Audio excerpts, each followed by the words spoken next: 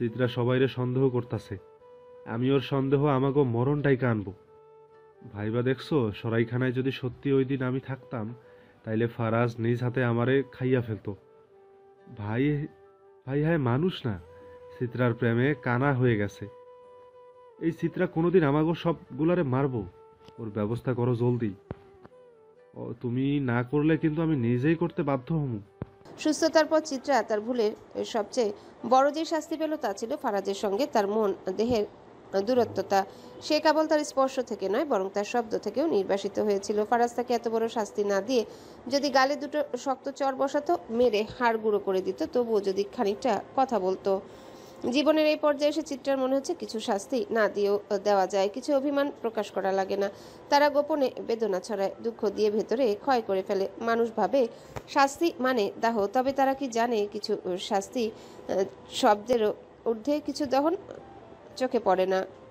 তবুও তারা স্তব্ধতায় আগুন জ্বালে, এক ফোঁটা রক্ত না ঝরিয়েও গর্ভে চূর্ণ বিচূর্ণতা তৈরি করে। এই যন্ত্রণার কথা না কাউকে বলা যায়, তা কাউকে এর জন্য দোষারোপ করা যায়। প্রিয়জনের আচরণের পরিবর্তন মানুষকে খুন না করেও হত্যার ক্ষমতা রাখে। এটি নীলাপ নৈশব্দতা, যেখানে মানুষ প্রলাপ করে না, শুধু সংলাপের গতি থেমে যায়, দৃষ্টিতে জমে ওঠে অপাঠ্যতা। কেউ কাউকে আর ছয় না, কেউ কাউকে আর নাম ধরে ডাকে না।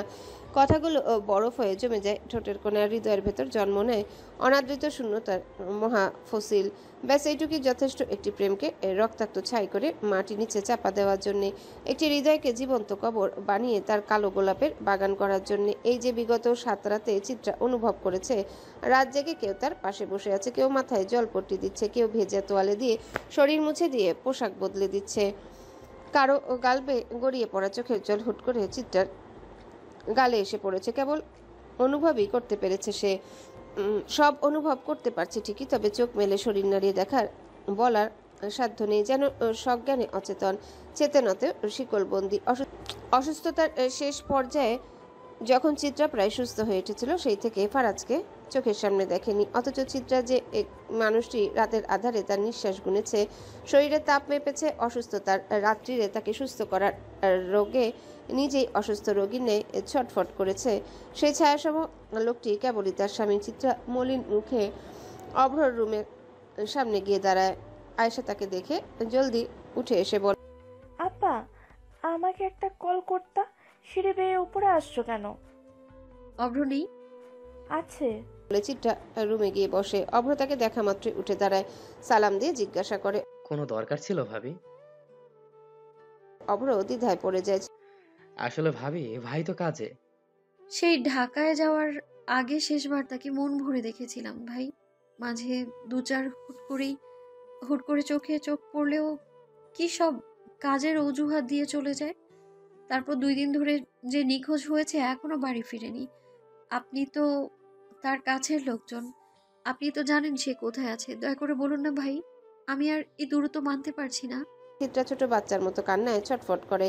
আয়েশা তা সহ্য করতে পারে না, কাছে বসে চিত্রার চোখ মুছিয়ে দিতেই আয়েশাকে জড়িয়ে ধরে চিত্রা, ডুকরে উঠে তার বুক, হাহাকার মিশ্রিত গলায় বলে ওঠে, আয়েশা রে, আমি আর পারছি না, আমার ফারাজকে ফিরে আসতে বল।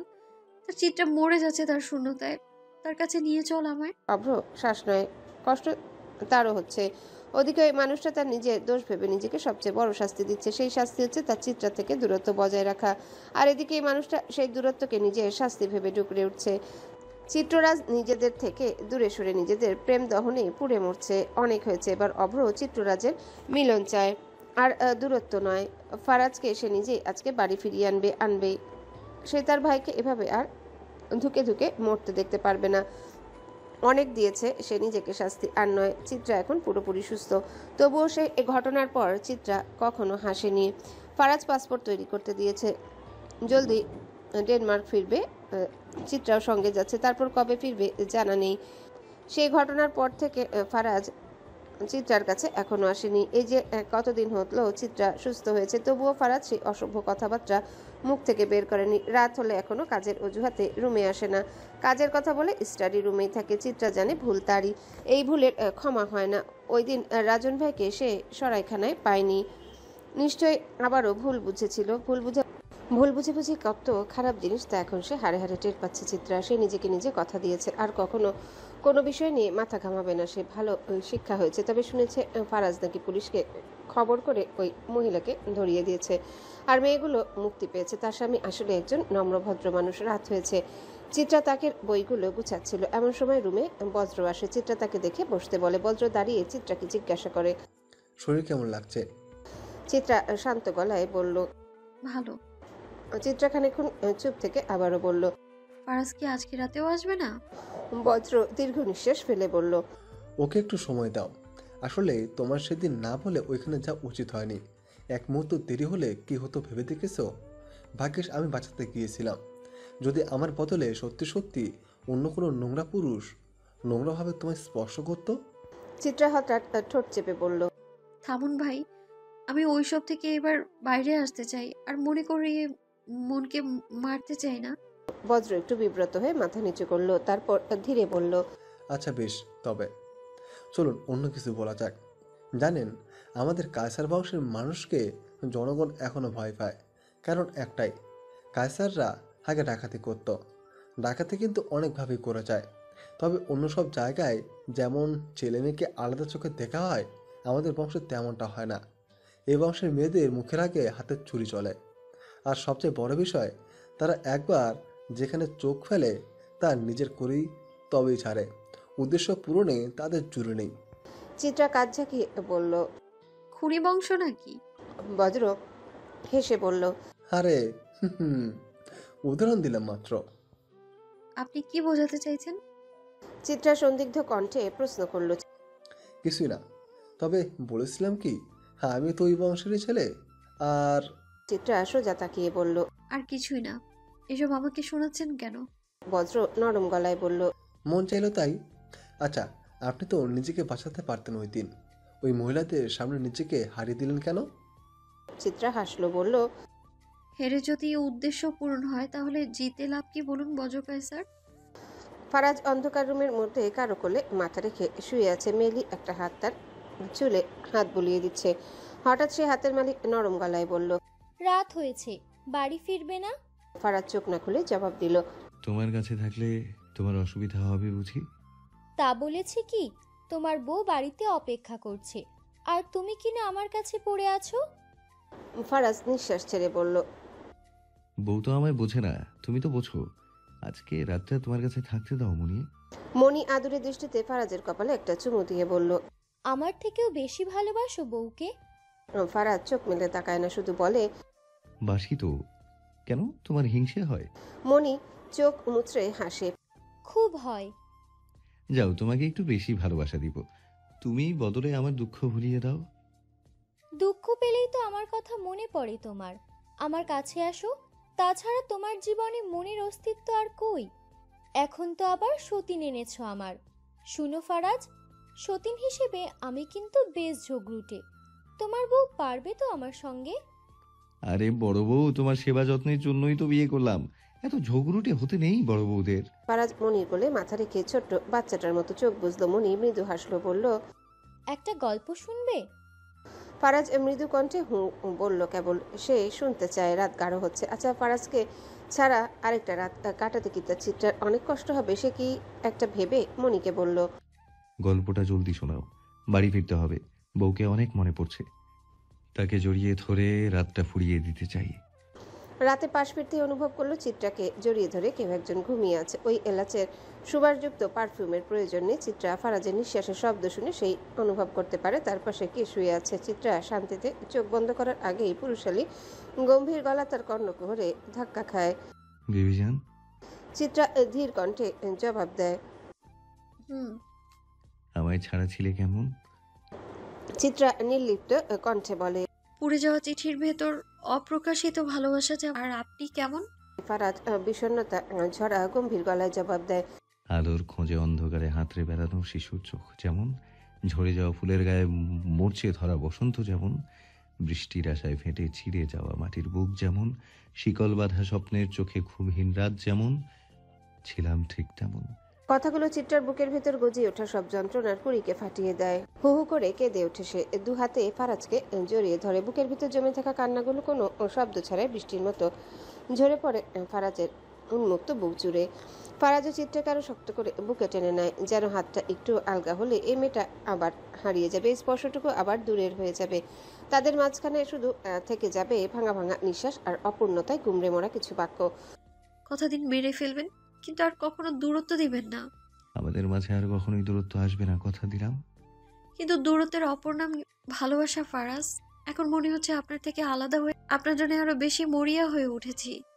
দূরত্বের নাম যদি ভালোবাসা হয়, তবে শিরোনামে লিখে দিও আমার পরাজয়। যে ভালোবাসায় দূরত্বই সই, সেখানে আর ভালোবাসা রইল কই? সেই ভালোবাসা আমার চাই না, যেখানে তোমায় ছোঁয়া যায় না। 3 অক্ষরের দূরত্ব সম্পর্কে বাড়ায় গুরুত্ব। সব আমি মানি না, বুঝলে তো বউ চিত্রাঙ্গনা। ফারাজ যতটা সম্ভব আগলে রাখে চিত্রাকে। আর দূরত্ব নয়, এবার ভালোবাসার গল্প শুরু। তবে এখানকার পরিস্থিতি ভালো না, সবাই এখন শত্রু। জলদি চিত্রাকে নিয়ে বাইরে চলে যেতে হবে, অন্তত চিত্রার একটা সুস্থ জীবনের জন্য। ফারাজ সব ছেড়ে দিবে, সব পাপ সে ছেড়ে দিবে, কেবল তার চিত্রাকেই চাই, চিত্রাকেই লাগবে তার। সারাদিন ঘরে বসে কাটিয়েছে চিত্রা। ফারাজ এসে পাশে বসতেই চিত্রা তাকে বলল। পাসপোর্ট হয়েছে? ফারাজ ল্যাপটপে চোখ রাখতেই উত্তর দেয়। কাজ চলছে। তার কোল জুড়ে তখনও ল্যাপটপ। চিত্রার দৃষ্টি সেই যন্ত্রটির উপর স্থির। ফারাজ সেটা বুঝে চোখ তুলে হাসে। চেয়ে চেয়ে কি দেখছো? দেখছি ল্যাপটপটা কি সুন্দর করে আমার স্বামীর কোল দখল করে বসে আছে। হিংসে হচ্ছে গো স্বামী। ফারাজ ল্যাপটপ বন্ধ করে বিছানার উপর ছুঁড়ে মেরে চিত্রাকে কাছে টেনে কোলে বসায়। চুল সরিয়ে ঘাড়ে একটা চুমু দিয়ে বলে। সারাদিন চুলগুলো আঁচড়াওনি, আসো একটা বেনি করে দেই। চিত্রা অবাক হয়ে বলে। আপনি বেনি করতে জানেন? না, তবে তুমি বলে বলে দাও, আমি ঠিক পারবো। চিত্রা মেঝেতে বসে পড়ে। ফারাজ আস্তে করে চুলগুলো আছড়ে এবড়ো থেবড়ো একটা বেনি গেঁথে দেয়। ব্যালকনির ফুলের টপ থেকে সাদা সন্ধ্যা মালতী ফুল ছিঁড়ে চিত্রার বেনির ফাঁকে ফাঁকে গুজে দেয়। কি সুন্দর দেখাচ্ছিল এই চুল। চিত্রা আবার হেসে ফারাজের এলোমেলো হয়ে পড়ে থাকা শিমুলের তুলোর মতো মসৃণ চুলগুলোতে ফুলে ফুলে ভরিয়ে দেয়। ফারাজ বাধা দেয় না, বউ তার যা ইচ্ছে করুক, তবুও খুশি থাকুক, হাসুক। সন্ধ্যার পর চিত্রা ছাদে যায়। বহুক্ষণ নিস্পন্দ দাঁড়িয়ে থাকে সে, চেয়ে থাকে দূরের আকাশে, যেখানে গধূলির আলো আধারিতে হারিয়ে যাচ্ছে দিনের শেষ আলো।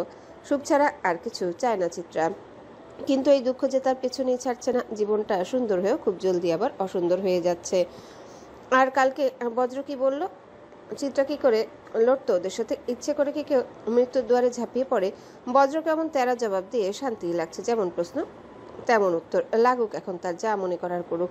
আর ভালো লাগে না। ধ্যাত। চিত্রা ছাদ থেকে কাপড়গুলো নিয়ে নিচে নামতে যাবে, হুট করে সোহাগের সম্মুখীন হয় সে। চিত্রার সঙ্গে চোখাচোখি হতেই সোহাগ থমকে দাঁড়ায়। চিত্রা পাশ কাটিয়ে চলে যেতে চাইলে সোহাগ আকুল গলায় অনুরোধ করে। কিছুক্ষণ থেকে যাও। চিত্রা স্থির চোখে তাকিয়ে থাকে কিছুক্ষণ, তারপর বলে। ছাদের শেষ করে যাও, আসছি আমি। চিত্রার আগুছালো চুলের খোপা খুলে গেছে, মাথার ওড়নাটা পিছলে পড়েছে। সে পুনরায় মাথায় কাপড় দিয়ে পুকুর পাড়ের পশ্চিম পাশে সেই জায়গায় তাকায়। 1 সপ্তাহে ঘাস উঠেছে সেই জায়গায়, এখন ঠিকভাবে ঠাউর করাও যাচ্ছে না কোথায় চাপা পড়ে আছে সেই বস্তা এবং তার ভেতরের রহস্য। সোহাগ শেষ বেলায় বাড়ি ফেরা টিয়া পাখি ঝাঁকের দিকে তাকায়, তারপর বলে। যদি কোনোদিন আমাদের দেখা না হতো, তাহলে তোমার জীবন সুখ খুঁজে পেত। সোহাগ আবারও প্রশ্ন ছুড়ে দেয়। আমায় কেন ভালোবাসলে না চিত্রাঙ্গনা? মনে ধরেনি তাই। শান্ত স্বরে উত্তর চিত্রা। তবে তাকে যে ধরলো? চিত্রা মৃদু হেসে বলে। সে ধরার মতোই ছিল না। সোহাগ দীর্ঘশ্বাস ফেলে বলে। ভাগ্যের একতরফা পরিহাসে হারিয়ে দিলে আমায়। চিত্রা ঠান্ডা স্বরে জানায়। তোমার 4 আঙুলের কপালে ছিলাম না আমি, আর কি বলে বোঝাবো তোমায়? তবুও চাইবো আমার হয়ে যাও। চিত্রার ঠোঁটে তিক্ত হাসি। হাসালে সোহাগ, সময় আছে এখন, আমায় ভুলে যাও। বড্ড ভালোবাসি যে। এসব শুনলে রাগ করবে সে। তাকে খুব ভালোবাসো তাই না? তার প্রতি তোমার ভালোবাসা কতখানি? পৃথিবীর সকল ভালোবাসা যতখানি। সোহাগ থেমে যায়। তার ভুল একটাই, তা হলো ভালোবাসা। যে ভালোবাসায় সে বিশ্বাসী, সে ভালোবাসা বাস্তব জগৎ থেকে সম্পূর্ণ ভিন্ন। যদি মুখে বলা কিছু মিথ্যা কথা, মিথ্যা পরিচয়, ছলনায় গড়া সম্পর্ক বাস্তবে রূপ নিত, যাজ্ঞে চিত্রা কখনোই তার ছিল না, আর না হবেও না। কিছু সত্য সময়ের সঙ্গে হারিয়ে যাবে, কিছু ফুল ঝরে পড়বে অকালে, তবে তার সুবাস রয়ে যাবে সোহাগের ভাঙা হৃদয়ে আমরণ। বাকি জীবনটুকু না হয় এই তীব্র সুবাসকে কেন্দ্র করে বাঁচার আশা করবে। যেদিন বাতাসের সঙ্গে হারিয়ে যাবে সুবাস, সেদিন হয়তো হারাবে আরেকটি অপ্রয়োজনীয় জীবন। চিত্রা চুপ করে দাঁড়িয়ে আছে, সোহাগও দাঁড়িয়ে আছে। দুজনের শূন্য দৃষ্টি শূন্যে ভাসছে। সূর্য তখন ডুবতে বসেছে। ফারাজ চিত্রার জন্য ডায়মন্ডের একটা নাকফুল কিনেছিল, অনেকদিন ধরে দিবে বলে দেওয়া হয়নি। সারা বাড়ি চিত্রাকে তন্ন তন্ন করে খুঁজে না পেয়ে যখন বিচলিত, তখন আয়েশার কাছ থেকে খবর পায় চিত্রা ছাদে অনেক আশা নিয়ে এসে ফারাজ নিরাশায় ডুব দেয়। নিজের স্ত্রীকে তার প্রাক্তনের সঙ্গে দেখে বুকটা চিলিক পেরে ওঠে। তবে তারা ফারাজের অস্তিত্ব অনুভব করার আগে ফারাজ নিজেকে আড়াল করে নিচে নেমে যায়। চাইলে সে চিত্রাকে সেখান থেকে কেড়ে নিয়ে আসতে পারতো, শোনাতে পারতো তাকে বেশ কিছু কথা, কিন্তু কেন জানি মন চাইলো আজ ওই সোহাগ নামক মানুষটাকে কষ্ট দিতে ইচ্ছে করলো না। কারণ মানুষটা নিজে এখন আস্ত একটা কষ্ট। ফারাজের চিত্রার উপর বিশ্বাস আছে। কিছু সময় ভালোবাসার মানুষকে মুক্ত করে দিতে হয়, ভালোবাসাকে মুক্তি করতে হয়। কারণ খাঁচাইবন্দি পাখি যেমন ধুকতে ধুকতে মারা যায়, তেমনি খাঁচাইবন্দি ভালোবাসাও বেশি দিন বাঁচে না। কিন্তু ভেতরে ভেতরে কেমন জানি জল জল করছে। ফারাজের কি ঈর্ষা হচ্ছে? সে জেলাস, কিন্তু জেলাস তো ছোট লোকেরা হয়, তার তো জেলাসই হয় না, ডাইরেক্ট কলিজাটা বের করে ভুনা করতে মন চায়। ফারাজ নাকফুলের বক্সটা পকেটে ঢুকিয়ে রাখলো। নিচে নামার জন্য পেছনে ফিরতে দণ্ডায়মান অভ্রকে দেখতে পেল সে। এই কুদ্দুসের বাপকি তাকে অনুসরণ করছে। অভ্র ফারাজকে ডিঙিয়ে ছাদে একবার উকি দিয়ে সিঁড়ি দিয়ে নামা শুরু করে। নামতে নামতে গান ধরে। ফারাজ খেপে গিয়ে পা থেকে জুতা খুলে অভ্রর দিকে নিশানা করে বলে, শালার ভাই তোমারে খাইছি আজ। ফারাজ বলতে দেরি অভ্র খিচে দৌড় দেয়, আর ফারাজ তার পিছনে ছুটে। ইদানিং দিন রাতের তফাৎ যেন ভুলে গেছে ফারাজ। শুধু কাজের কথা বলে হুটহাট বেরিয়ে যায় ঘর থেকে। চিত্রের ঘরে থাকা বইগুলো প্রায় সবই পড়ে ফেলেছে সে।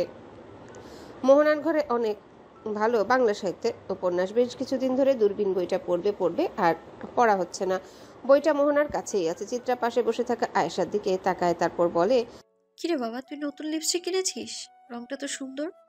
আয়েশা নাক সিটকে জবাব দেয়, রোজ অব্র সামনে ঘষে ঘষে এই লিপস্টিক লাগাইছিল, এখন খাম মেরেছে। শালি বিদেশে প্রতিবন্ধী দেখি কেমন করে ঘষা মাজা করে।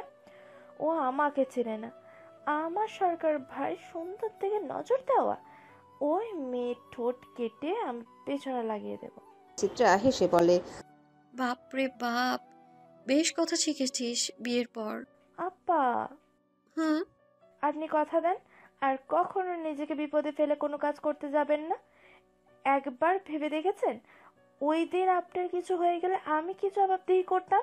চিত্রা একটু চুপ থেকে বলে, চুপ করো, মরিনি তো, বেঁচে আছি। তারপর একটু হেসে আবারও বলে, ভালো কথা। ইদানিং না কেমন যেন খালি ক্ষুধা লাগে রে, খেতে ইচ্ছে করে, খেলে আবার বমি হয়, আবার না খেলেও বমি লাগে। আয়েশা চিন্তিত গলায় বলে, ভাত এনে দিই? ভাত খাওনি এখনো? না না, ভাত খেতে ইচ্ছে করে, মিষ্টি জাতীয় খাবার খেতে ইচ্ছে করে। আচ্ছা, আমার রুমের মিনি ফ্রিজটা খুলতো, চকলেট লাভা কেক আছে, ফারাজের নিজ হাতে বানানো, চলো ওটা খেয়ে শেষ করি। আয়েশা চোখ গোল করে বলে, আরে ভাবি, লক্ষণ কিন্তু মোটেও ভালো না।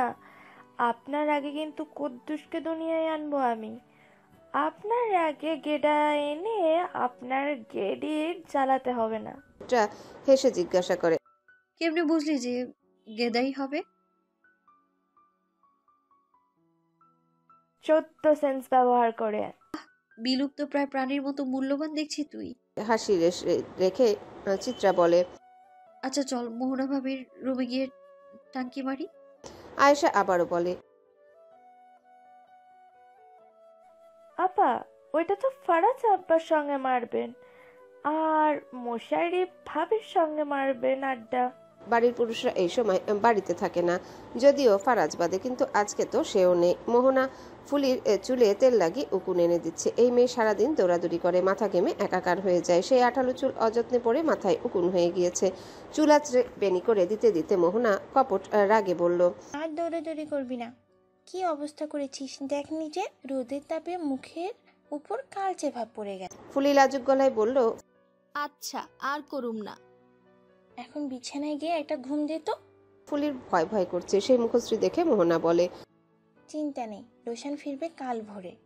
ফুলি নিরুত্তর। ধীর পায়ে বিছানায় গিয়ে শুয়ে পড়ে। মোহনা তার পাশে এসে শোয়, মাথায় হাত বুলিয়ে ঘুমপাড়ানির গান গুনগুনিয়ে গায়। তবে ফুলি চোখটা বন্ধ করার আগে কেউ দরজায় খটখট শব্দ করে। মোহনা উঠে গিয়ে দরজা খুলে কিছুটা অবাক হয়। তার চোখ বিস্ফোরিত, বেশ অবাক হয়েছে, সঙ্গে মনের ভয় উপচে উঠছে। রোশানের সময় রুমে এসে রোশান ফুলিকে দেখতেই এক মুহূর্তের জন্য স্থির থাকতে পারেনি। যেই নারীকে সে সবচেয়ে বেশি ভালোবেসেছে সেই নারী যখন তাকে সে দুনিয়ার সবাইকে এত ভালোবাসা বিলিয়ে দেয়, তখন যে দুঃখ হয় তা বলে বোঝানো দেয়। মোহনা যাকে ভালোবাসবে রোশান তাকেই কেড়ে নিবে। মোহনার কোনো ক্ষতি করবে না, তবে তাকে ব্যথা না দিয়েও সবচেয়ে বড় ব্যথা দিবে রোশান এগিয়ে এসে লুঙ্গির গিট বাঁধে, তারপর এক টানে ঘুমন্ত ফুলিকে টেনে বিছানা থেকে নামিয়ে মেঝেতে ফেলে। ফুলি কিছু বুঝে ওঠার আগে শরীরটা ঠান্ডা ঘামের মতো জমে যায়। সে বুঝতেও পারেনি তার সঙ্গে কি থেকে কি হয়ে গেল। মোহনা তরাক করে উঠে রোশানের পায়ে পড়ে যায়, কান্নায় ভেঙে পড়ে। কাকুতি মিনতি করে বলে, ওকে ছেড়ে দাও, ওর কোনো দোষ নেই, ওর সঙ্গে খারাপ কিছু করো না। সামনে থেকে সর মোহনা।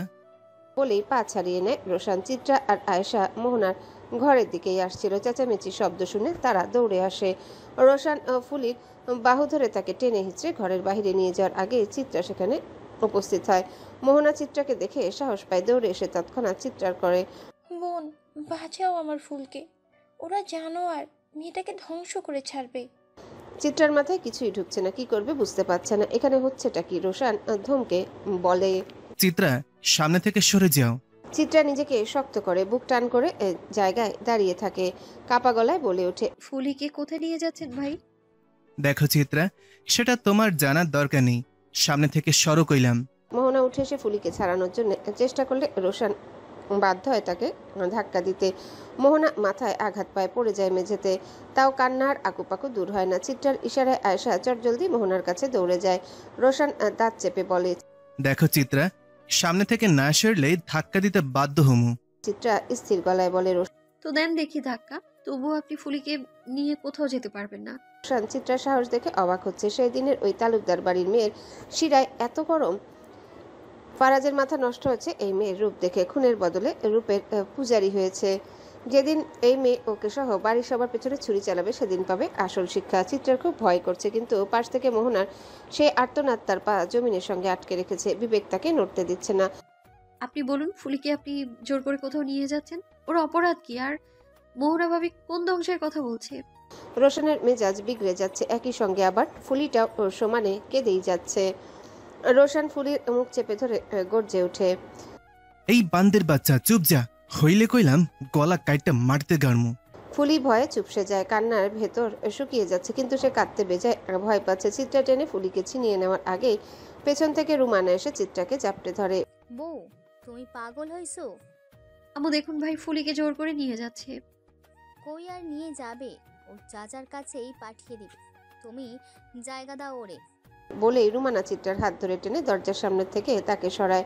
রোশন টেনে হিচড়ে ফুলিকে নিয়ে যায়। ফুলির ক্ষীণ শরীর যেন মাটিতে ছেঁড়া কোনো পুতুল, হ্যাঁচড়ে হ্যাঁচড়ে যাচ্ছে। কি হিংস্রতা রোশন ভাইয়ের সেই চেহারায়! এইটুকু মেয়ের সঙ্গে এত ধস্তাধস্তি, এত জুলুম তার উপর।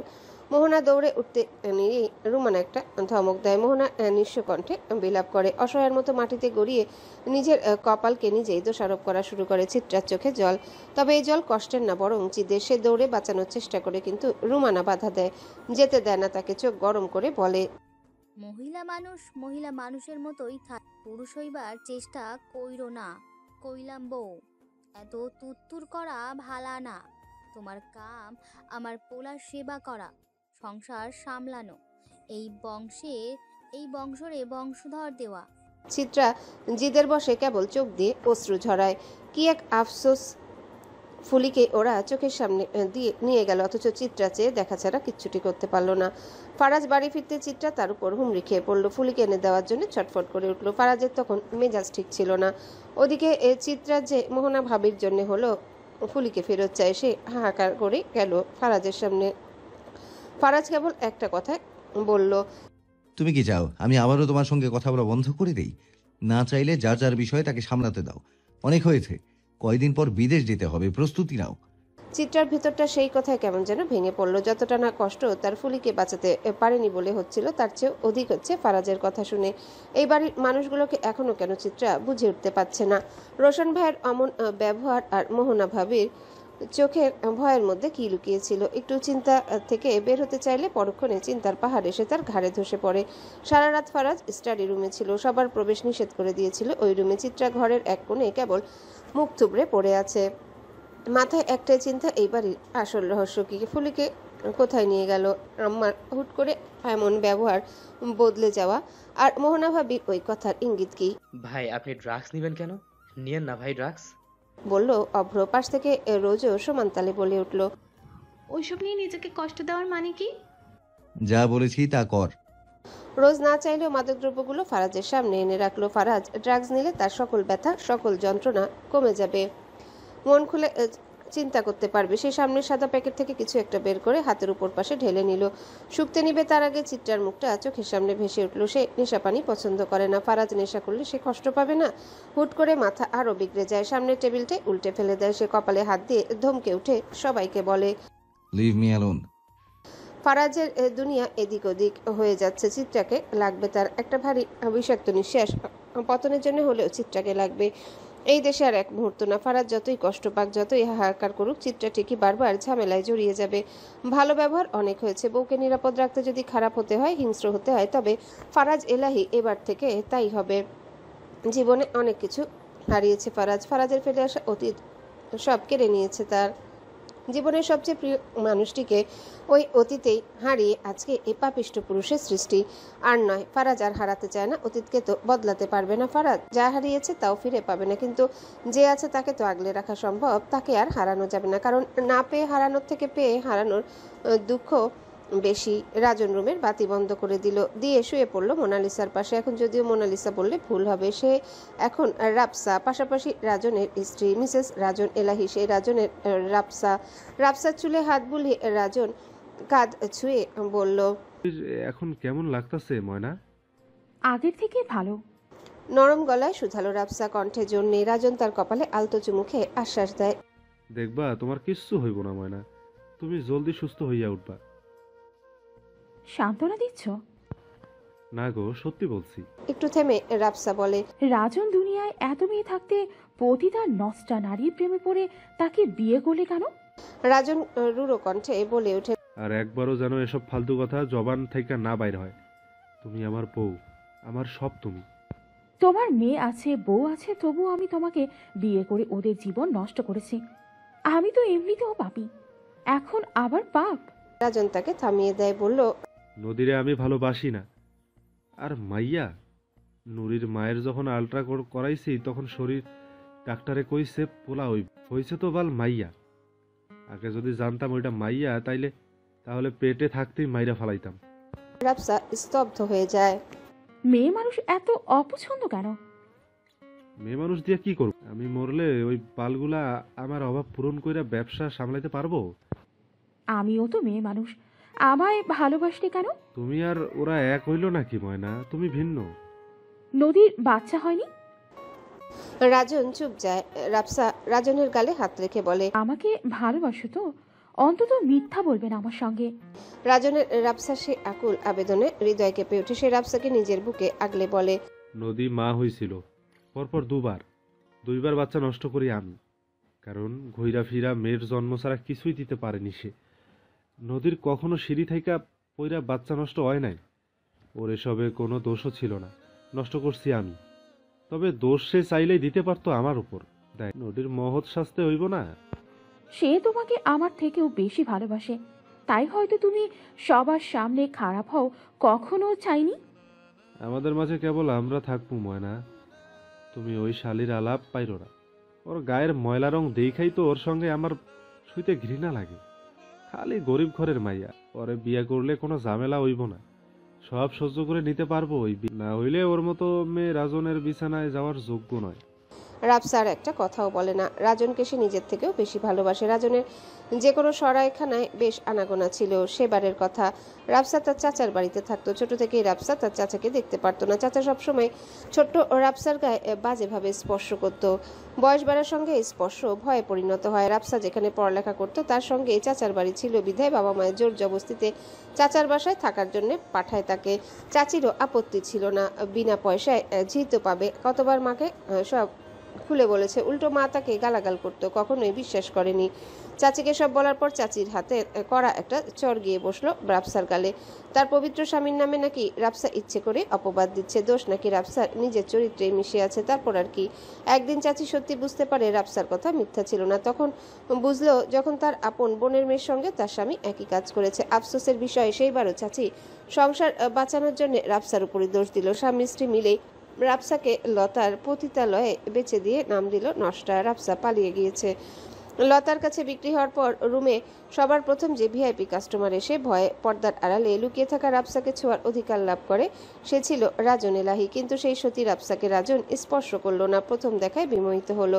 তার এতই ভালো লেগে গেল যে অন্য কারোর সঙ্গে সে রাফসাকে ভাগ করতে চাইল না। সেই থেকে রাফসাকে রাজন ছাড়া আর কেউ দেখারও সুযোগ পেল না। রাজন রোজ আসতো, রাফসার কোলে মাথা রেখে গল্প করে রাত কাটিয়ে দিত।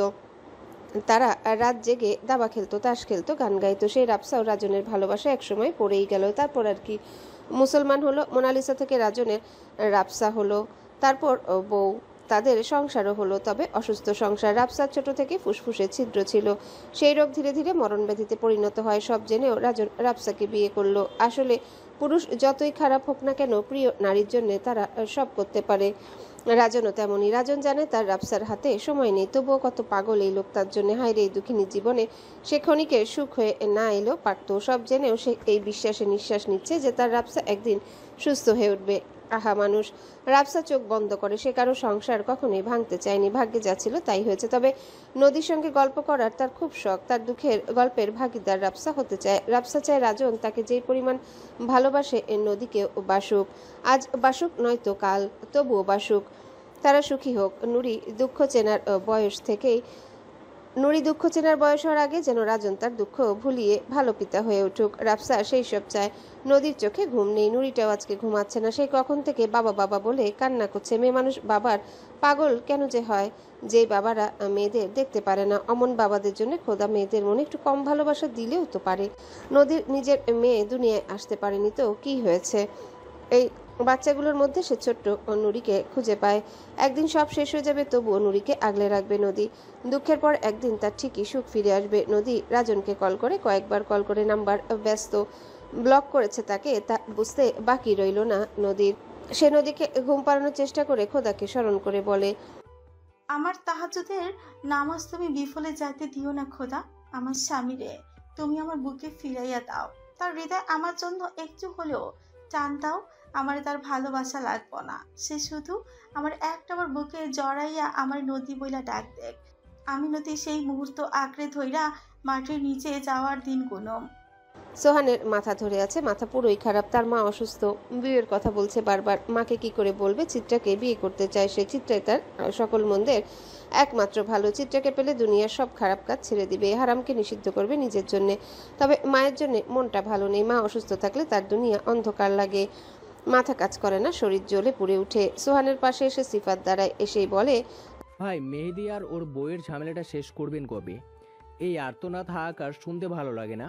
লঞ্চ এগিয়ে চলছে রাতের আধারে বুড়িগঙ্গা সদরঘাটের দিকে। সকালে বরিশাল এসেছিল একটা কাজে, সেখান থেকে সন্ধ্যা রাতে ঢাকার উদ্দেশ্যে লঞ্চে করে ঢাকায় ফেরা। এই লঞ্চের গুদাম ঘরে মাহাদি মারিয়াকে তুলে এনে বন্দি করে রাখার ব্যবস্থা করেছে সোহান। গুদাম ঘরে গিয়ে সোহান পায়ের উপর তুলে চালের বস্তার উপর বলে, কিরে সিফাইতা, চাউলের খোঁচা পাছাই লাগে কেন? দাঁড়ান ভাই, চেয়ার দিতেছি। না থাক, মাঝে মধ্যে খোঁচা খাইতে মজাই লাগে, চুলকালি কমে। এই যে এখন একটু নড়চড় করলেই চাউলের খোঁচায় পাছার চুলকানি কমবো।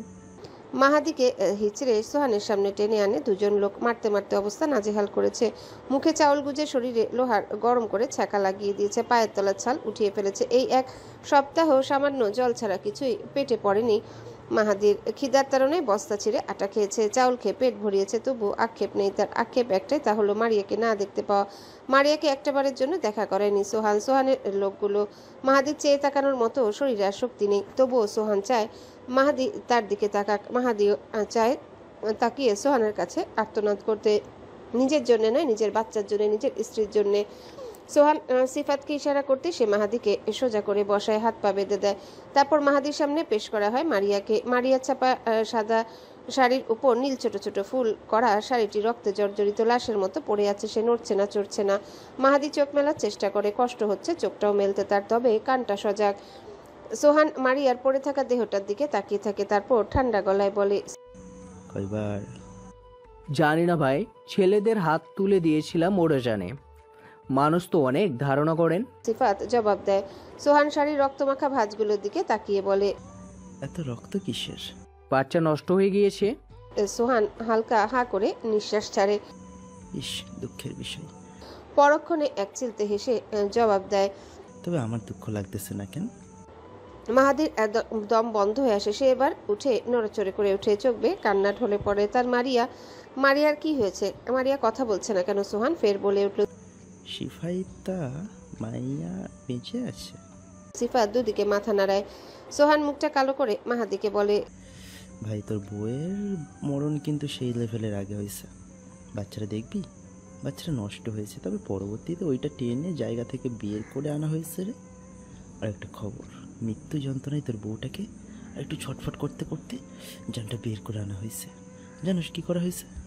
তারে তোর হিংসতা, অন্ধলোভ, স্মৃতি নামক সেই গর্ভবতী মায়া সহ যাদের জীবন টাকার লোভে তুই বিক্রি করেছস, তাগো সবার গল্প শোনানো হয়েছে। তুই তো আর কইবি না, তাই আমি নিজেই জানাইয়া দিলাম। তবে বিশ্বাস কর, জীবনে কোনো মানুষের ধরার আগেই জান বাইর হইয়া গেল। তোর বইয়ের এটা জান নাকি আর কি ছিল? সিফাত মাহাদির বাঁধন খুলে দেয়। মাহাদি হাহাকার করতে করতে মারিয়ার দিকে হাতড়ে যায়। তার মারিয়া তাকে ফেলে কোথাও যেতে পারে না। সে মারিয়ার কাছে গিয়ে তাকে বুকে টেনে জড়িয়ে আহাজারি করে, এই বউ মারিয়া, উঠো বউ, আমাকে বাচ্চার জন্য হলেও উঠো বউ, উঠো বউ, আমারও ক্ষমা কইরা দাও, আর অভিমান করো না, আমি সব খারাপ কাজ সাইরা দিমু। মারিয়া তাকাও। মারিয়া উঠে না। মারিয়ার শাড়ি তাজা রক্তে ভেজা। সিফাত পলিথিন এনে সামনে রাখে। সেই পলিথিনের উপর 4 মাসের একটা ভ্রূণ, ছোট্ট নিষ্পাপ জীবন। মাহাদি সেই ভ্রূণ বুকে আগলে আমার বাচ্চা বলে চিৎকার করে, তবে চিৎকার বাকিদের কাছে কেবলই বিরক্ত।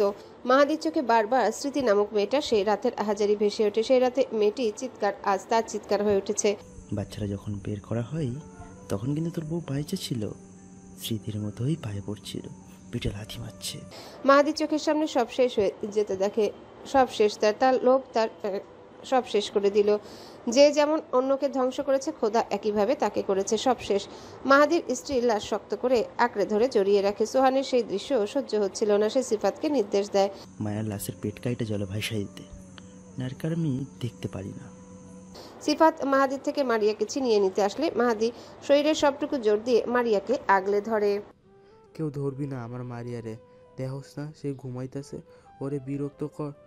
জমিদার বাড়ির আদলে গড়া দোতলা প্রাসাদ পম বাড়িটির সামনে রাতের নিস্তব্ধতায় দাঁড়িয়ে আছে এক সাদা পাঞ্জাবি পরা বয়স্ক লোক। চারিদিকের আকাশ কালো মেঘে ছেয়ে আছে।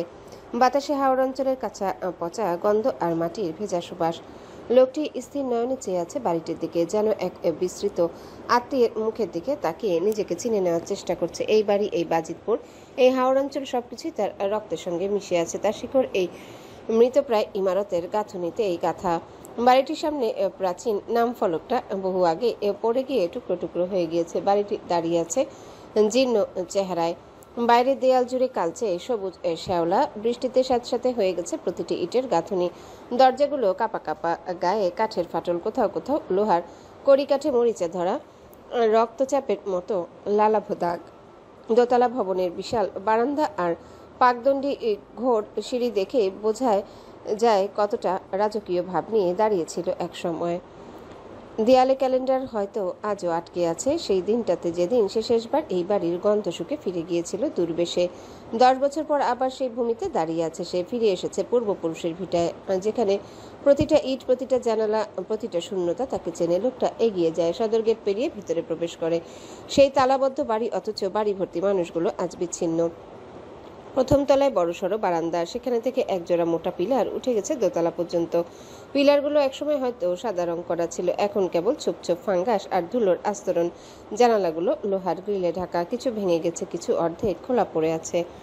দোতলায় ওঠার সিঁড়িটা বাইরের দিকে, পাকদণ্ডির মতো ঘুরে ঘুরে উঠেছে। ধাপে ধাপে জমে থাকা শ্যাওলা আর ভেজা পাতার স্তূপে কেউ পা রাখলে পা পিছলে যাবার ভয়ে ছাদের কার্নিশ ভেঙে গেছে অনেকখানি। উপরের বারান্দায় উঠে এসে কিছুক্ষণ দাঁড়িয়ে পড়ে দরজার সামনে। মোটা কাঠের দরজাটায় এখনও লেগে আছে একটা মরচে ধরা লোহার তালা। বহু বছর কারো স্পর্শ পায়নি। সে পড়ে থাকা ইট দিয়ে তালা খোলার চেষ্টা করলো। তালাটা প্রথমে একটু নড়ল, তারপর ধাতব একটা চিৎকারে ভেঙে পড়ে নিচে। দরজা খুলতেই ধুলির ঝাপটা নাকে মুখে এসে লাগলো। লোকটার চোখের সামনে হারানো স্মৃতি, শৈশব ভেসে উঠল, চোখ দিয়ে গড়িয়ে পড়তে লাগলো জল। একটা নিঃশ্বাস নিয়ে এসে বললেন, অনেক হয়েছে, এবার বাড়ির মালিক বাড়িতে ফিরবে, আর পালালে চলবে না। খুনের বদলা খুনের মধ্যেই নেওয়া হবে।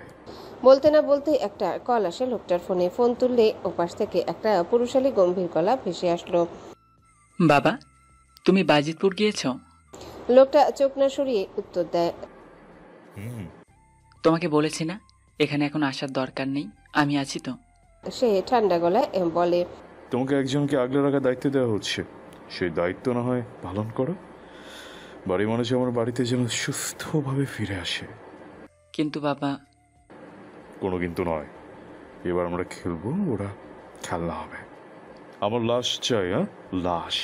এই ঝামেলা জলদি শেষ হলে তোমার বিয়ে হবে এই বাড়িতে, সেই মতো তৈরি রেখো। বলেই লোকটা ফোন কেটে দিল। সরু চোখ নিয়ে অন্ধকার ঘরে আবারও কিছু ফেলে রাখা জটলা খোলার চেষ্টা করলো আনমনে। ফোনের টর্চটা ইচ্ছে করছে বন্ধ করে দিতে, তবে করলো না। ধ্যান ধরে চেয়ে রইল সেভাবেই। নিশুতি রাত, বাতাসে ছড়িয়ে থাকা মাছ আর মাটির ঘ্রাণকে চাপা দিয়ে কালো নদীর জলে ভেসে বেড়াচ্ছে কুকুরের মতো একটা নির্বিকার নৈশব্দ। লঞ্চ তখন চরের কিনারা ঘেঁষে যাচ্ছে। দূরের কুয়াশায় ঢাকা গাছপালার ফাঁক দিয়ে জোনাকিরা ভেসে বেড়াচ্ছে। কারণ তাই হলো আধারে চেনা পাহারাদার। লঞ্চের নিচতলায় গুদাম ঘর, নিঃশ্বাস বদ্ধ, ঘামে তেল মাছে গন্ধ মেশানো নিঃশ্বাস বন্ধ করে দেওয়া জায়গা। ধাতব জংধরা দরজার ওপারে কেরোসিনের আলো টিমটিম করছে। সেই আলোয় আবছা দেখা যাচ্ছে দুটো নিথর দেহ, তাদের কাপড় চোপড় রক্তে ভেজা। থমকে যাওয়া দুটো জীবন কংক্রিটের মেঝেতে পড়ে আছে। লাশ দুটোর পেট কেটে নদীর কালো জলে ফেলে দেওয়া হবে। সোহানদের এখানে নতুন কিছু ছেলেপেলে নেওয়া হয়েছে, কাজগুলো তাদেরকে করতে দেওয়া হয়েছে। সিফাত যদিও দেখিয়ে দেওয়ার জন্য আছে, মুইন নামক সেই ছেলেটি আজ বিশেষভাবে কাজ করতে বলা হয়েছে। সিফাতের মাঝে মাঝে মুইনকে দেখলে গা জ্বলে, ঠিক সহ্য হয় না। কারণ আছে, যদিও এই যে মুইন নামক ছেলেটা এখানে আসার পর সোহান তাকে তেমন কোনো কাজও করায়নি। আসলে ওই যে শুনেছে মুইনের ছোট্ট একটা বোন আছে, ঠিক যেমন সোহানকে ওই বেঁধে মেয়ে ভাই বলে ডাকে, ঠিক তেমন করেই তো ছোট্ট মেয়েটা মুইনকে ভাই বলে ডাকে। আর কোনো না কোনোভাবে সোহান নিজের একটা অসহায় প্রতিচ্ছবি হয়তো মুইনের ভেতর দেখতে পায়। তাই বোধহয় অন্যদের থেকে মুহিনের প্রতি তার এত কদর। মুইন এখনো শক্তপোক্ত হয়নি, রক্ত দেখলেই তার বমি আসে। তাই সোহান তাকে নিহান শেখের সঙ্গে জাহাজের কাছে পাঠিয়েছিল। তবে মাঝে মুইনের বাবার শরীর বেশি খারাপ হয়ে যায়, বিধায় ফিরতে হয় তাকে। সোহান তাকে ফিরে আসতে বলে। সিফাত দাঁড়িয়ে সিগারেটের ছাই ছাড়ে, ঠোঁটে অম্লান বিদ্রুপ। এবারও পেট কাটতে পারবি না, তোরে ভাইজান হুদাই টাকা দেয়, তাও এতগুলা। তুই কোনো কামের না, খালি করস ভুল। অপেক্ষায় আসি তোর গায়ে কাফন পরানোর। যে হারে ভুল করতেছিস রে, বেশি দিন আর বাসবি না। মুইন কিছু বলে না, গলা শুকিয়ে কাঠ। কেরোসিন বাতি আলোয় তার মুখে ভয়ের ছাপ, হাতে কাঁপতে থাকা চেহারায় মানুষ জনাদনে বেঁচে থাকা একটা মানবিক লজ্জা। একজন মানুষের পেট কেটে ভিতরের নাড়িভুড়ি বের করে নদীতে ফেলা, এই কাজ তার মনোজগতে এখনো দুঃস্বপ্ন। তবু চাপাতিটা তুলে নেয়। কি শুরু কর, সিফাত গম্ভীর গলায় বলে। সিফাতের কণ্ঠ অনেকটাই ভারী। হুট করে কেউ গলার শব্দ শুনলে মুগ্ধতায় ভুগবে। শ্যামবর্ণের লম্বা মতো পুরুষ, তার এলোমেলো চুলগুলো দুর্দমনীয়, তীক্ষ্ণ চোখে সামনের মানুষকে বিভ্রান্ত করার বিশেষ ক্ষমতা লুকিয়ে আছে। চোয়ালের গঠন দৃঢ়, হাসলে গালের কোনায় মৃদু ভাঁজ পড়ে। বুক খোলা শার্টের মধ্যখানে ভেসে ওঠা বুকের লোমশ পশমগুলো বেশ আকর্ষিত। জিন্স প্যান্টের পকেটে টাকার থেকেও সিগারেট আর লাইটার বেশি পাওয়া যায়। মুইন একবার চোখ বন্ধ করে, বুক ঠেলে ঢোক গিলে চাপাতির হ্যান্ডেলে তার আঙ্গুল শক্ত করে চেপে ধরে। সে হাঁটু গেড়ে বসে পড়ে। মারিয়ার শরীরের কাছাকাছি নিয়ে আসে ধারালো ধাতব সেই অস্ত্রটি। কিন্তু ঠিক তখনই সিফাতের ফোন বেজে ওঠে। সিফাত বিরক্ত মুখে ফোনটা কানে তোলে। ওপার থেকে কেউ কিছু একটা বলে আর তার চোখের রং মুহূর্তে বদলে যায়। সিফাত একলাফে বলে ওঠে, থাম ভাই। মুইনের হাত ঝাঁকি খায়। চাপাতি ধার ঠিক মারিয়ার পেটের উপরে থেমে যায়। এক চুল নিচে নামেনি। সিফাত ঘেমে ওঠে। দেরি না করে গুদাম ঘর থেকে বেরিয়ে সোজা দৌড়ে উঠে উপরে লঞ্চের কেবিনের দিকে। তখন গভীর রাত, চারিদিকে নীরবতা। নদীর ক্ষীণ ঢেউয়ের শব্দ ছাড়া আর কিছুই নেই। সোহান কেবিনে গায়ে গামছা মুছে লুঙ্গি পরে শুতে যাবে বলে প্রস্তুত হচ্ছিল। দরজায় তীব্র ধাক্কা পড়ে। সে বিরক্ত হয়ে দরজা খুলে। তোরে কইছিলাম আজকেও বিরক্ত করবি না, ভালো লাগছে না, আজ ঘুম দিব। সিফাত একদমে বলে, ভাই খবর আছে, খুব জরুরি। সোহানের চোখ শুরু হয়ে যায়। কি? সিফাত দম আটকে আসা গলায় বলে, মাহাদি আর মারিয়া চিত্রার ভাই ভাবি। কি? রোশন আর ফারাজ পাশাপাশি বসে আছে মাঝখানে রাস্তার পাশের বটতলায়। একটা ছেলে এসে 2 কাপ চা এনে দিয়ে গিয়েছে। ফারাজ সিগারেট ধরিয়ে রোশনকে বলল, দিবেন নাকি একটা টান? রোশন সিগারেটটা হাতে নিয়ে একটা লম্বা টান দিয়ে ধোয়ার কুণ্ডলি ছাড়লো। ফারাজ একবার গাড়ির দিকে তাকালো। ফুলি সেথায় ঘুমিয়ে আছে। অনেক কান্না করছিল মেয়েটা। রোজ অনেক কষ্টে ঘুম পাড়িয়েছে। যাক, এই মেয়ে ভালো মা হতে পারবে হয়তো। তবে ফারাজের এখনো মনে হচ্ছে এই রোজ একবার সেই শিশু বয়সে ফারাজের গায়ে পটি করে দিয়েছিল। আসলে বিষয়টা এমন বললেও ভুল হবে। মেড তখন রোজের ড্রাইপার বদলাবে। এরই মাঝে অভ্র এসে ছোট্ট রোজকে চিমটি মেরে দিয়ে এক দৌড় রোজকে দিয়ে উঠে কাঁদতে কাঁদতে চোখ মুখ লাল হয়ে ওঠে। ফারাজের বড্ড মায়া হয়। তবে সেই মায়া হওয়াটাও কাল হয়েছিল জীবনের। কোলে নিতেই ওই ধবল রোগী কিনা ফারাজের গায়ে পটি করে দিল। সেই দিনের কথা ভাবলে গায়ে কাটা দেয়। তারপর থেকে ফারাজ রোজকে কেন ইহজগতে আর কোনো বাচ্চাকে ড্রাইপার ছাড়া কোলে নেননি। রোশন একটু গম্ভীর গলায় চায়ের কাপের ধোয়ার দিকে তাকিয়ে ফারাজকে জিজ্ঞাসা করে, ফারাজ, তোর বউ যদি তোরে না ভালোবাসা তোর দেবরে ভালোবাসতো তাহলে তুই কি করতি? ফারাজ ভ্রু কুচকে চায়, তারপর ব্যঙ্গ ভরে হেসে বলে, কাকে? জোহান শালাকে? কি আর করতাম বলেন, জাস্ট ছবিতে গাঁদা ফুলের মালা চড়িয়ে দিতাম। তবে তাই বলে এই ভেবে আমার ছবিতে যেন আপনার মালা পরানোর শখ না জাগে। ওইসব কিন্তু ছোট রোগী কারবার ভাই। রোশন গলার নিচে নামিয়ে বলে, মোহনা, কেন আমার ভালোবাসলা না? ফারাজ এক ঢোকে পুরোটা চা শেষ করে বলল, কারণ ওই মাতারির নজর আমার মতো আলাফোলা মানুষের দিকে ছিল। মহিলা মানুষ পুরুষ মানুষের দিকে এমন ভাবে নজর দেয় যেমন ভাবে নজর দিলে ডায়রিয়া আমাশয়ও ফেল। রোশন চোখ সরু করে ঠোঁট চেপে ধরে বলে, মজা নিস না, মেজাজ এমনিতেই ধাক্কা খেয়ে উপরে উঠে গিয়েছে। আপনি চাইলে আমি অনেক ধাক্কা দিয়ে মেজাজকে নিচে নামিয়ে আনতে পারি। রোশন জবাব দিল না। তার জীবনের প্রথম ভালো লাগা, প্রথম ভালোবাসা ছিল ওই মোহনা নামক মেয়েটা। তবে কে জানতো সেই মোহনা রোশনকে জীবনের মোহনায় এসে ছুঁড়ে ফেলবে। ঘরে স্বামীকে রেখে আর চোখে যখন ফারাজকে দেখতো তখনই এই হৃদয় ভেঙে চুরে মার হয়ে যেত। জীবনে কখনো কোনো মেয়ের সংস্পর্শ পায়নি রোশন, যাকে মনে ধরবে তাকে নিয়ে জীবন বেঁধে স্পর্শ করবে বলে। কিন্তু হায় নিয়তি, কতবার মোহনার কাছে ভিক্ষা চেয়েছে প্রেম। নিজেকে ছোট করেও ভালোবাসা পাওয়া হলো না রোশনের। তবুও বেহায়ার মতো সেই প্রেমের আশায় আজও সে পথ চেয়ে রয়েছে। একদিন মোহনার সব ভুলে তাকে ভালোবাসবে, তাকে বুঝবে, তার ভালোবাসা উপলব্ধি করবে। মরণের আগে হলেও একবার মোহনার মুখ থেকে ভালোবাসি শব্দটা শুনতে চায় সে। ইসরে, পৃথিবী কত নিষ্ঠুর! যে ভালোবাসার মানুষের সঙ্গে জীবন গুছাবে বলে কত স্বপ্ন বুকে লালন করে রেখেছিল, সেই ভালোবাসায় তাকে পাপের দিকে ধাবিত করলো। কই রোশনের মনে পড়ে না তো তার অতীতে সে কোনো পাপের সঙ্গে জড়িয়েছিল। এলাহি বাড়িতে নেহাত ভদ্রলোকের বসবাস নয়। এ বাড়ির প্রতিটা মানুষ এক একটি রহস্যের জট। বছরের পর বছর ধরে এই জট তৈরি হয়ে আসছে। এই বাড়িতে ভালো মানুষ এলেও হৃদয় পাপে ছেয়ে যায়। তবুও কেউ একজন জীবনে আসবে, তাকে ভালো রাখার জন্য হলেও জীবনে ভালো থাকতে হবে। এই ভেবে কখনো রোশন কোনো পাপেই জড়ায়নি। রমজানে নারী দোষে কম বয়স থেকেই 10ম শ্রেণীতে উঠে মেয়ে মানুষের সঙ্গ পাওয়ার জন্য মরিয়া হয়ে ওঠে। তবে ইন্টার ওঠার পর সেই স্বপ্ন পূরণ হয়। তারপর সবটা নেশায় বদলে যায়। খারাপের এই দুনিয়ায় রোশন ভালো ছিল, কিন্তু ভালোবাসা তাকে ভালো থাকতে দিল না। যেই জীবনসঙ্গীর জন্য পাপে জড়ায়নি সেই জীবনসঙ্গী তাকে বাধ্য করেছে পাপের দুনিয়ায় যাওয়ার জন্যে। তবু আজও রোশনের এই মন অন্য নারী আকর্ষিত করতে পারেনি।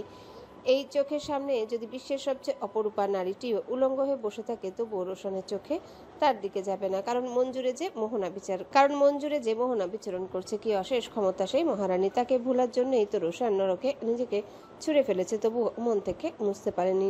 তবু রোশন পাপী, ভয়ানক রকমের পাপী। মোহনার বাচ্চা অনেক পছন্দ। এক কথায় বাচ্চার প্রতি তার বিশেষ ভালোবাসা রয়েছে বলা চলে। তাই তো মোহনা যতবার গর্ভবতী হয়েছে রোশন নিজে থেকে সেই বাচ্চা নষ্ট করে দিয়েছে। যদি রোশনের থেকে মোহনা সেই বাচ্চাকে বেশি ভালোবাসে, দেখতে দেখতে এমন অবস্থায় দাঁড়িয়েছিল যে মোহনার কোনো ভালো লাগার জিনিস রোশন সহ্য করতে পারত না। সে যাকেই ভালোবাসত তাকেই রোশন তার জীবন থেকে কেড়ে নিত। কিন্তু এখন বুঝতে পারছে এইসব করে সে মোহনার ভালোবাসা পাওয়ার জন্য আরো বেশি অযোগ্য হয়ে উঠেছে। তবে মোহনা সবচেয়ে বেশি যে মানুষটাকে ভালোবাসতো রোশান তাকে মারতে পারেনি। রোশান জানে ফারাজ তাকে পছন্দ করে না, আবার অপছন্দ করে না। শৈশব জিনিসটা আসলে সুন্দর, জীবনটা শৈশবেই ভালো ছিল। তবে হুট করে সব এলোমেলো হয়ে গেল একটা ঝড়েই। হাইরে ফারহাদ এলাহি, তোমার তৈরি করা খেলার থেকে আজও এলাহি বাড়ির কেউ বের হতে পারলো না। এই রাতের বেলা চিত্রা পরপর 4টা কল করলো ফারাজকে। রিং হয়েছে কিন্তু রিসিভ হয়নি। এই লোকের এমন হুটহাট বাইরে চলে যাওয়া, তাও রাতের বেলা আজকাল কেমন জানি লাগছে। এমন নয় যে চিত্রা সন্দেহ করছে, কিন্তু তবুও চিত্রা চুলে খোপা করে দোতলার বারান্দায় এসে দাঁড়ায়। খিদে পেয়েছে তার। ওই যে আয়েশাকে বলল ঘন ঘন খিদে পায়, আগে তো কোনোদিনও এমন হয়নি। এক গাদা খেলে মনে হয় কিচ্ছু খায়নি। নিচতলায় জুনায়েদ এলাহির রুম। ইদানিং জুনায়েদ এলাহিকে কোথাও দেখা যায় না। রান্নাঘরে যাওয়ার পথে তাকালেই কোণে তার রুমটা। চিত্রা পাত্তা না দিয়ে ফ্রিজের যত খাবার আছে সব বের করে। একবারে এসব রুমে কিছুতেই নিতে পারবে না। চিত্রার রুমে মিনি ফ্রিজ আছে। ঘুমানোর আগ পর্যন্ত ফারাজের এটা খেতে মন চায়, ওটা খেতে মন চায়। তবে তার আর কি খাওয়া, বিদেশি বাবুর ঘাস লতা পাতা খাওয়া। এখন চিত্রা তো আর মুখের উপর বলে দিতে পারে না। অমন বিদেশে কাটানো ভেদা মানুষগুলো যা খায়, আমাদের দেশে সেই সব অবলা ছাগল ছানারা খায়। চিত্রা পেটের সঙ্গে বাজিয়ে যতটুকু জিনিসপত্র নেওয়া যায় একবারে সবটা নিয়ে নেয়। বের হতে যাবে, হুট করে কিছু একটা শব্দে থমকে যায় তার পা। মাঝরাতে এত বড় বাড়িতে সাহস দেখে রাতের বেলায় রুম থেকে বের হয়েছে সে। ওই দিন জমেলা বুড়ি বলেছে এই বাড়িতে নাকি ভূত আছে। ভূতকে সে বাগানের দোলনায় দেখেছে, পুরুষ ভূত। সে আবার লুঙ্গি পরে। জমেলা করুণ চোখে চিত্রাকে বলে, জানো মাইয়া, এমনিতে তো আমি মেলা সুন্দর মানুষ। আম্মাই কইছে আমি যখন তার পেটে ছিলাম তখন নাকি এক বয়স্ক মহিলা আম্মার পেট দেখায় বুঝছে আমি পরিল্লাহান ঢকের হোমু। ওই বুড়ি তো আমি পেটে থাকতেই তার বেড়ার বউ বানাইতে চাইছে আমারে। তারপর আর কি হইলাম আমি। হওয়ার পর থেকেই বিয়ার প্রস্তাব আর বিয়ার প্রস্তাব। শেষে আম্মাই আমার মুখে রোজ আলকাতরা মাইরা রাখতো, যাতে কেউ পছন্দ না করে, বিরক্তও না করে। কিন্তু শাক দিয়ে কি মাছ ঢাকুন যায়? মানুষরে না হয় বোকা বানানো যায়, কিন্তু জিনেগোরে জানো, জিনের সর্দার আমার উপর 334 ধারায় ফিদা হইয়া গেছিল। তাও সব সাইরা কালুর বাপরেই বিয়া করলাম। বুঝো না, ভেরি মাছ লাভিং করি। কিন্তু ওই দিন রাতে বাগানে গিয়ে বুঝতে পারলাম রে চিত্রা, ওই জিনের সর্দার আমার উপর এখনো মরি মরি যায়। রাতে একা পাইয়া আমার ইজ্জত হরণ করতে আইছিল। এক্কেরে লুঙ্গি পইরা ফিটফাট হইয়া আইছিল। দিছি লুঙ্গি ধইরা টান, খালি ইজ্জত বাঁচাইয়া দৌড়ের ওপর পলাইছে। বলেই জমেলা মিটিমিটি করে হাসলো শাড়ির আঁচলে মুখে দিয়ে। চিত্রা মেকি হেসে বলল, সেই আলকাতরা মনে হয় এখনো দেন, তাই না? মুখ দেখলেই বোঝা যায় কত বড় সৌন্দর্য এখনো লুকিয়ে রেখেছেন। মাইয়ার ইওর মাথায় মার্কা মারা বুদ্ধি দেখি।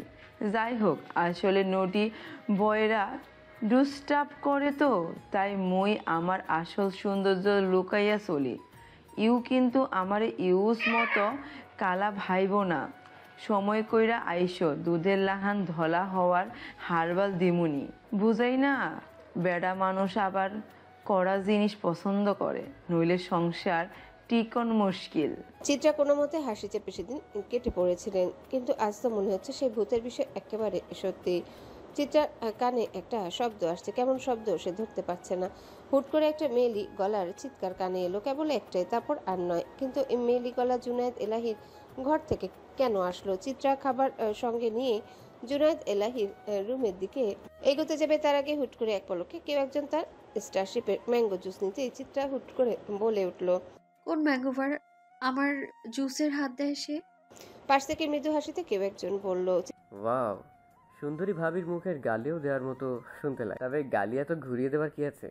দেশের কোনো আইন আছে নাকি যে সহজ গালিকে ঘুরিয়ে দিতে হবে? স্বাধীন মানুষ স্বাধীনভাবে গালি দিবেন, যাতে আপনার গালি ওরফে দোয়াগুলো শুনে মানুষ হাঁটতে হাঁটতে স্বর্গে চলে যেতে পারে। চিত্রা এবার ভালো করে তাকিয়ে বলল, আরে জোহান ভাই, আপনি? আমি আরো ভাবলাম কে না কে। কেন অন্য কাউকে আশা করেছিলেন নাকি? কারো আসার কথা ছিল বুঝি? চিত্রা আরো একবার জুনায়েদ এলাহির রুমের দরজায় তাকায়, তারপর না ভেবে জোহানকে বলে, আমি রুমে গেলাম ভাই। চলুন ভাবি, আপনাকে এগিয়ে দিয়ে আসি জাহান্নামে। মনে মনে কথাটা বলে জোহান মুচকি হেসে বলল, এত জিনিস একা পারবেন না। May I help you my dear ভাবি? সুলেমান এলাহির এমন মৃত্যুর পর অনেকদিন বাড়ি থমথমে ছিল। জুনায়েদ এলাহি তো 3 দিনের মতো কামরা থেকে বের হয়নি। রোশান, জোহান, রাজনও ঠিকমতো কাজে যায়নি। বাড়ি কেমন যেন নিষ্প্রাণ হয়ে উঠেছিল। যেই রুমানা ঘটা করে শাড়ি পরতো, সারা অঙ্গ সোনার গয়নায় চকচক করতো, সে একেবারে বোবা একগুয়ে হয়ে গিয়েছিল। চিত্রার এখন শোক পালন করা একটা রুটিন হয়ে দাঁড়িয়েছে। সে নিজেও সুলেমানের মৃত্যুর পর কেমন যেন চুপচাপ হয়ে পড়েছে। কারণ শত হলেও সুলেমানকে বাবার জায়গায় স্থান দিয়েছিল সে। বাবা হারানোর যন্ত্রণা সে জানে। ফারাজ কালো শার্ট পরে ব্লেজার কাঁধে ঝুলিয়ে সিঁড়ি বেয়ে নিচে নেমে আসে। কি একটা ভেবে রুমানার ঘরের সামনে উকে দিতে দেখতে পেল রুমানার কোলে রোশান মাথা রেখে শুয়ে আছে। রাজন মায়ের পাশে বসে আছে, অসহায় মাকে সান্ত্বনা দিচ্ছে। ফারাজের ভেতরটা জমে উঠল বরফের মতো। চোখের সামনে ভেসে উঠল কিছু স্মৃতি আর ভয়ানক কিছু মুহূর্ত। তারও কি মায়ের কাছে গিয়ে কোলে মাথা রেখে শোক পালন করা দরকার ছিল? তাহলে সে কেন করছে না? ফারাজ দেয়ালে মৃদু একটা ঘুষি দেয়, তারপর বলে, মায়েরা কত স্বার্থপর হয়, তাদের মনে কোনো দয়া মায়া নেই। থাকলে বুঝি মা তাকে এত কষ্ট দিতে পারত? তার মা আসলে একটা ছলনা ওই নারী। সে গোটা দুনিয়ার সঙ্গে নয়, কেবল ফারাজের সঙ্গেই ছলনা করেছে। ফারাজ একটা নিঃশ্বাস নিয়ে বেরিয়ে পড়ল। সুলেমানকে মাটি দেওয়া হলো এলাহিদের পারিবারিক কবরস্থানে। বাড়ির সাথে যে মসজিদ আছে ওইটা এলাহি জামে মসজিদ, তার পাশে এলাহি কবরস্থান। সরকারি কোনো কবরস্থান নয়, পারিবারিক। সেখানে চিরনিদ্রায় শায়িত করা হলো সুলেমান এলাহিকে। এই সুলেমান এলাহি সারাটা জীবন পার করেছে টাকার পেছনে ছুটতে ছুটতে, জমিদার বাড়ির সম্পত্তির পেছনে। এই যে তার চেয়ারম্যান পদ, তাও তো টাকার বিনিময়ে জালিয়াতির মাধ্যমে পেয়েছিল। তার চেয়েও বড় কথা, কত নারী সর্বনাশ করেছে, কত মায়ের বুক খালি করেছে এই লোক। তার হিসেব রেখেছে, বুড়ো বয়সে এসে খায়েশ পূরণ করেছে। রুমানা এসব নিয়ে কোনোদিনও মাথা ঘামায়নি, কারণ সে জানে সুলেমান পরনারীর স্পর্শে গেলেও তাদের মধ্যে থেকে কাউকে বিয়ে করবে না। বউ তো কেবল রুমানাই থাকবে। স্বামীকে সে অনেক ভালোবাসে, শুধুমাত্র সেই কারণে কি স্বামী চরিত্রহীন হওয়ার পরেও স্বামীকে কখনো সে বাধা দেয়নি? কেবলই কি স্বামীকে হারানোর ভয়ে সকল স্বাধীনতা দিয়েছিল? এটার উত্তর সেই মহিলাই ভালো জানে। তবে ভুল তো একটা তারও ছিল। সারা জীবন গহনা অলংকারের পিছনে না ছুটে একটু স্বামীকে খারাপ পথ থেকে ফিরিয়ে আনার চেষ্টা একবার করে দেখলেও হতো। সুলেমান এলাহির কবরের সামনে দাঁড়িয়ে আছে ফারাজ, অভ্র আর বজ্র। কবর জিয়ারত শেষে ফারাজ বেশ কিছুক্ষণ সেই কবরের দিকে চেয়ে রইলেন। সুলেমানের মৃত্যুর আজকে 5 দিন কেটে গেল, কিন্তু পুলিশও পারল না সেই মৃত্যুর রহস্যভেদ করতে। এদিকে সবাই হয়তো মনে মনে ফারাজকেই সন্দেহ করছে, কিন্তু কারণ তো নেই। তবুও হয়তো তাকেই করা হয়েছে, কারণ এক ফারাজ ছাড়া তো বাড়ির সবাই এক দলের মানুষ। আচ্ছা, চিত্রার কখনো মনে প্রশ্ন জাগেনি, যেখানে বাড়ির সব মানুষেরা দিনে বাড়ি থাকে আর ফারাজ কাজ ছাড়া সবসময়, কিন্তু কেন? কাজ তো তারা একটাই করে সকলে। চিত্রার কথা আপাতত বাদ দেওয়া যাক, কারণ ওই আগুন সুন্দরীর মাথায় বুদ্ধি পোকারা বেশ চালু, তাই তার সব বুদ্ধি খেয়ে ফেলেছে। তার চেয়েও বড় কথা, চিত্রা ফারাজকে ভালোবাসে, বিশ্বাস করে। সেই থেকে হয়তো সন্দেহ করা হয়নি, কিন্তু প্রশ্ন একটাই রয়েই গেল, সুলেমানকে খুন করলো কে, তাও বাড়ির ভেতর থেকেই। এর আগে বাড়িতে 3টা খুন হয়েছে, এর আগেও খুন হয়েছে, তবে ওইগুলো যারা করিয়েছে এখন তাদের লোক কিংবা তাদেরই খুন করা হচ্ছে। খুনি ভিতরের কেউ, কিন্তু তার উদ্দেশ্য কি? নিরুরও কোনো খোঁজ পাওয়া যায়নি। এত খোঁজার পরও সুলেমান এলাহিকে মারা হয়েছে ওই যে বাগানের 2জন কর্মীকে যেমনভাবে মারা হয়েছে ঠিক তেমনভাবে, তারপর একইভাবে পুকুরে ফেলে দেওয়া হয়েছে। এর থেকে তো বোঝা যায় খুনির খুন করার নিজস্ব একটা প্রক্রিয়া আছে। এই যে যেমন ফারাজ খুন করে কলিজা ভুনা খায়, রোজ খুন করা ব্যক্তির রক্তে গোসল করে, তেমনি ওই খুনিও হয়তো এভাবেই মারতে ভালোবাসে। কিন্তু খুনি একটাও ক্লু রেখে যায়নি, এটা মানা যায়। ফারাজের কেন জানি খুনিকে খোঁজার ইচ্ছে না। এসব ফালতু কাজ করার সময় নেই তার। এই সময়টা যদি বউকে দেওয়া যায় ঠিক মতো, তাহলে এলাহি বাড়ি একেবারে বাচ্চায় গদগদ করবে। তবে আর যাই হোক, ওই খুনি একটা মাস্টার মাইন্ড। বাড়ির মানুষদের টার্গেট করলে হয়তো ফারাজ নিজেও তার লিস্টে আছে। এখন শুধু মুখোমুখি হওয়ার পালা। সমস্যা নেই, ফারাজ তাকে খুঁজবে না, খুনি নিজেই তার কাছে আসবে। ফারাজ চলে যাওয়ার আগে সুলেমান এলাহির আগের খবরটা দেখে। একদলা থুতু কবরটায় ফেলতে গিয়ে বিবেকের খাতিরে ফেলে না। বুঝতে হবে ফারাজ বদলে যাচ্ছে। বদলানো ফারাজ এসব কাজ করে না। ফারাজ আরেকবার ফরহাদ এলাহির কবরের দিকে তাকায়, বলে, জানিস তো অভ্র, এই হারামির নাম মনে এলেও মনে হয় মনাকে উঠিয়ে আরেকবার মারি। বমি আসে, মাঝে মাঝে মনে যায় নিজের নামটাও বদলে ফেলি, কারণ নাম তো এই কুল্লুর সঙ্গেই মিল খায়। তবে নামের পেছনে আরেকটা মানুষ ছিল বলে চুপ থাকি। খোদা যদি আমাকে বলতো তোমার একটা ইচ্ছে বলো, আমি বলতাম আমি বারবার ফরহাদ এলাহির মৃত্যু যন্ত্রণা দেখতে চাই। গাছের নিচে বসে বন্ধুমহল মিলে গানের আড্ডায় ব্যস্ত জোহানের জাদুকরি গলা। ওই নিরুটা তাকে খালি খালি খেপানোর জন্যে গলা নিয়ে কত কি বলে, তবে গলা কিন্তু ফারাজেরও ভালো। ফারাজ ভাই যে কেন গান ছেড়ে দিল, আসলে মানুষের জীবন এই রকম। প্রতিটা মানুষের একটা গোপন সত্তা থাকে যা মানুষ এড়িয়ে চলার চেষ্টা করে, লুকিয়ে রাখার চেষ্টা করে। জোহান কি সেই সবের বাহিরে? চেক শার্ট পরা শ্যামবর্ণের একটা বখাটে পুরুষ সে, চুলগুলো তার এলোমেলো, কেমন যেন রুক্ষ। চেক শার্ট আর জিন্স প্যান্টে দারুণ লাগছে, শক্তপোক্ত শরীর, তবে সুপ্ত পেশিবহুল। এখন যদিও মানুষ টুকরো টুকরো করতে লম্বা চওড়া পেশি হচ্ছে।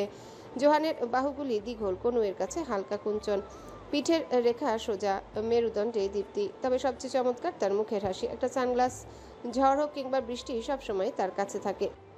জোহান সিগারেটে টান দিয়ে ধোয়া ছেড়ে বন্ধু হৃদয়কে সিগারেটটা ধরিয়ে দিল, তারপর প্রিয় গিটারটা কোলে তুলে টুংটাং বাজানো শুরু করলো। গিটারের সুরের সঙ্গে সে তাল মিলিয়ে বলল, সেই নারী কেবল জাদুকরী ছিল না, বরং সে আমার মনও ছিল। আজ কতদিন হলো আমার মনটা আমার ভিতরে নেই। মায়াবতী লাবণ্যময় কোনো এক মেঘময়ূরী আমার মনকে দেহ থেকে ছিঁড়ে খুঁড়ে বের করে হারিয়ে গিয়েছে নাম জানা পথের মোড়ে। তাকে এখন কি করে বোঝাই মন ছাড়া যে সত্যিই বাঁচা যায় না। যখন এবার তাল মিলিয়ে গান ধরল। মন বলি তুই ফিরে চা, মন ছাড়া কি যায় রে বাঁচা, তুই ছাড়া কে আর আছে জীবনে। গান শেষে জোহান আকাশের দিকে তাকিয়ে নিঃশ্বাস ছাড়ল। কত কি মনে পড়ল। লাবণ্যের মৃত্যুর পর জোহান 2টা বছর চিকিৎসায় ছিল। পাগলের থেকেও জঘন্য অবস্থা হয়েছিল তার। এই যে সবার মনে প্রশ্ন জাগতে পারে, জোহান বাছাই করে কেন চিত্রাকে মারার বুদ্ধি করে সবসময়। আসলে চিত্রা নয়, জোহান সেই সকল নারীকেই হত্যা করেছে যাদের সঙ্গে তাদের জীবনসঙ্গীর একটা দারুণ সম্পর্ক ছিল। কারণ এই বেশি ভালোবাসা নারীগুলি হয় ছলনাময়ী। একসময় লাবণ্য নামক মেয়েটির সঙ্গে সেই ছোট্ট থেকে সম্পর্ক ছিল জোহানের। একসঙ্গে তারা বড় হয়েছে। প্রতিবেশীর মেয়ে ছিল। লাবণ্য সিগারেট খোর ছেলে পছন্দ করতো না, জোহান সিগারেট ছেড়ে দিয়েছে। লাবণ্য পড়ুয়া ছেলে পছন্দ করত, জোহান পড়ায় মন দিল। লাবণ্য বৃষ্টিবিলাস পছন্দ করত, জোহান সেই বৃষ্টিবিলাসের সঙ্গী হয়ে গেল। তবুও কিছুই টিকল না। ভালোবাসার মোহে অন্ধ করে লাবণ্য অন্য কারো হাত ধরে অন্যের বাসরে লাল টুকটুকে বউ সেজে বসলো। এদিকে এত ভালোবাসার পরেও জোহানের চোখের সামনে সব শেষ হতে দেখেছে। লাবণ্য চলে যাওয়ার পর টানা 2 বছর জোহান পাগল বনে রয়, ড্রাগসের নেশায় পড়ে যায়। সেখান থেকে সুস্থ হয়ে ফিরতে সময় লেগেছে, তবুও আজও পারেনি ওই ছলনাময়ী নারীকে ভুলতে। এখনও দুঃস্বপ্ন হয়ে সে বারবার জোহানের স্মৃতির কল্পলোকে আতঙ্ক হয়ে ফিরে আসে। কিছু খারাপ স্মৃতি কিছু খারাপ মানুষেরও থাকে। পৃথিবী কেবল ভালো মানুষগুলোর কষ্ট দেখতে পায়, খারাপদের খারাপ হওয়ার নয়। বজ্রকে আজকাল পাওয়া যায় না। কোনো মেয়ের চক্করে পড়লো নাকি? আবার ব্যস্ত থাকারই তো কথা। শত হলেও তো ডাক্তার মানুষ। জোর বেচারার কাটাছেঁড়া করে এসে ক্লান্ত শরীর নিয়ে বিছানায় শুয়ে পড়তে হয়। একটা বউ থাকলে না হয় হাত পাগুলো টিপে দিল, চুলে হাত বুলিয়ে মাথাও মালিশ করে দিত। মানুষ কি এমনি এমনি বিয়ে করে নাকি? বিয়ের একটা বেনিফিট আছে না, এই যে বউ কিছু দিবে, বিপরীতে স্বামী কিছু দিবে, আবার সে দিবে, তারপর আবার বিপরীত পক্ষ। এই যে যারা বয়স হওয়ার পরেও বিয়ে করে না, তাদেরকে পৃথিবীর সবচেয়ে বেকার আর অকর্ম কিট হিসেবে বিবেচনা করা উচিত। ওরা দুনিয়া থেকে অযথা অক্সিজেন নষ্ট করে কার্বন ডাইঅক্সাইডের সাপ্লাই দিচ্ছে। ওরা দেশের শত্রু, দশের শত্রু। মন তো চায় অবিবাহিত পোলাপান ধরে 3 কবুলে বিয়ে পড়িয়ে দিতে। ছোট লোকগুলোর জন্য পৃথিবীতে অক্সিজেন সংকট শুরু হচ্ছে। তারপর একদিন সব শেষ হয়ে গেলে কোথায় গিয়ে উঠবে? মঙ্গল গ্রহে।